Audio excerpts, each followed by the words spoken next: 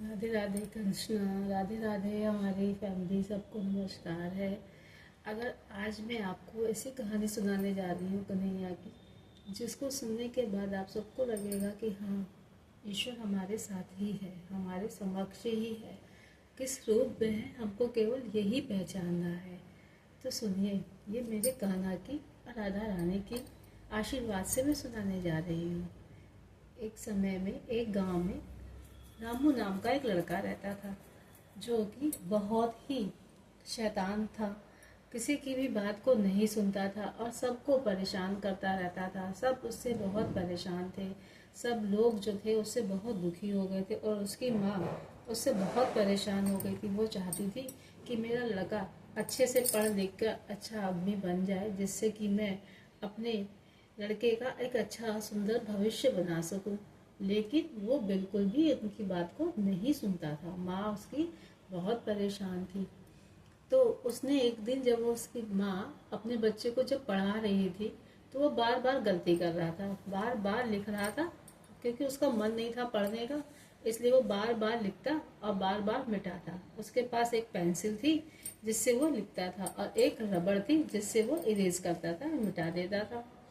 तो उसकी माँ उसको जब पढ़ा रही थी तो गलती करता जा रहा था। फिर माँ ने कहा, सुनो बेटा, मैं तुम्हें एक बात बताती हूँ, इसको सुनना और इसको समझोगे तब तुम्हें समझ में आएगा कि मैं तुम्हें क्यों इतना डांटती हूँ, क्यों इतना परेशान करते हो तुम मुझे। आज तुम्हें मैं बताती हूँ। और उन्होंने उसको बैठाया जबरदस्ती, और बैठाकर उसको पढ़ाने लगी। पढ़ाते पढ़ाते जब उन्होंने उससे क्वेश्चन करने को कहा, उससे कहा 5 का टेबल लिखो।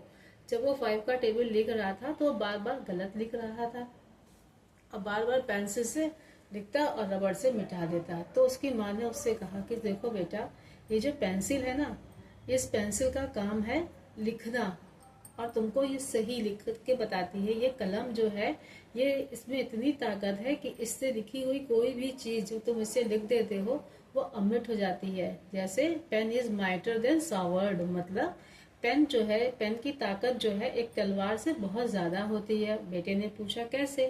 तो उसने कहा, उसकी माँ ने उसको समझाया कि पेन से जो तुम लिखते हो वो अमिट हो जाता है, लिखी हुई चीज ही मान्य होती है। और जो रबड़ है, इस रबड़ का काम है गलतियों को सुधारना। जो तुम गलत लिख देते हो कॉपी में, उसको बार बार वो मिटा देती है। क्यों मिटाती है? पेंसिल क्यों मिटाती है? पेंसिल की लिखी हुई चीज रबड़ क्यों मिटाती है? क्योंकि रबड़ ये चाहती है कि तुम जो कुछ भी लिखो वो एकदम सही लिखो, गलत मत लिखो, है ना। इस पेंसिल ये चाहती है कि तुम कुछ भी गलत ना लिखो। तो पेंसिल क्या है? पेंसिल हम पेरेंट्स हैं, आपके टीचर्स, आपके माता पिता, आपके वो अच्छे मित्र जो आपको हमेशा सही करने की शिक्षा देते हैं। वो सभी लोग एक पेंसिल की तरह ही होते हैं आपके जीवन में, क्योंकि पेंसिल का काम होता है सही चीजों को बताना, और पेंसिल आपको सही चीज करने को बताती है। और रबड़ क्या है? रबड़ वो चीज, वो गलतियां हैं जो आप अपने जीवन में करते हैं, और पेरेंट्स वो है, पेंसिल वो है जो आपकी उन गलतियों को मिटाने की कोशिश करती है कि आप वो गलती दोबारा ना करो। इस तरीके से जब उसकी माँ ने रामू को इस तरीके से समझाया, तो रामू ने पूछा अपनी माँ से, तो क्या माँ आप मेरी पेंसिल हो और मैं रबड़ हूँ? तो माँ ने कहा, हाँ बेटा,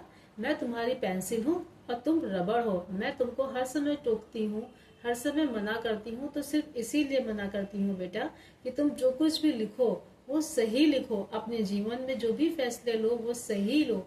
इस तरीके से आपका जीवन शुद्ध हो जाएगा, सरल हो जाएगा। ठीक उसी तरीके से जैसे हम सब लोग भगवान की पूजा करते हैं, पाठ करते हैं, भगवान के शरण में रहते हैं, तो हम सब लोग भी भगवान से क्या मांगते हैं कि हे ईश्वर, हमको आप ऐसी बुद्धि देना, ऐसी विवेक देना, जिससे कि हम अपनी हर काम को सही तरीके से कर सकें। तो गुरु है हमारे, भगवान जो है वो हमारे टीचर हैं, वो हमारी पेंसिल है, और हम क्या है? हम वो रबड़ है जिससे जो गलतियां करती है और सुधारने के लिए ईश्वर है, माँ बाप। जब माँ बाप के जो है वो ईश्वर के रूप में ही सबके पास है।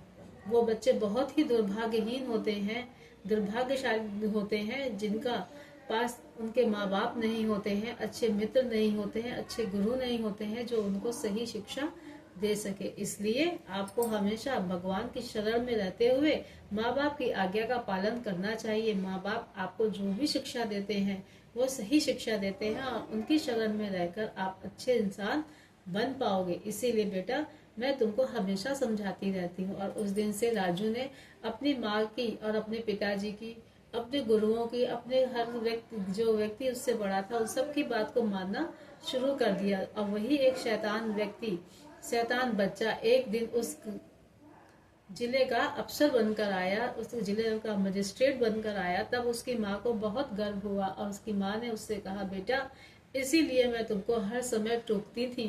तो उसने बेटे ने कहा, माँ मुझे माफ कर देना, अगर आपकी बात मैंने सुनी ना होती तो आज मुझे ये औहदा, ये रिस्पेक्ट, ये सम्मान इस जिले में ना मिल पाता। आप मेरी आदरणीय है, आप मेरी गुरु है, आपका स्थान मेरे लिए भगवान के समान है। हे माते मुझे क्षमा करिए अगर मैंने कोई भी गलती करी हो। इसी तरीके से मैं आप सभी बच्चों से ये कहती हूँ कि आप सब लोग बिल्कुल भी इस बात के लिए परेशान ना हुआ करें कि आपके मम्मी पापा आपको बहुत टोकते हैं या आपके प्रिंसिपल या आपके टीचर्स आपको बहुत रोक टोक लगाते हैं। वो रोक टोक सिर्फ इसलिए लगाते हैं ताकि आप एक अच्छे इंसान बन सकें। और प्रेम से बोलो राधे राधे राधे राधे।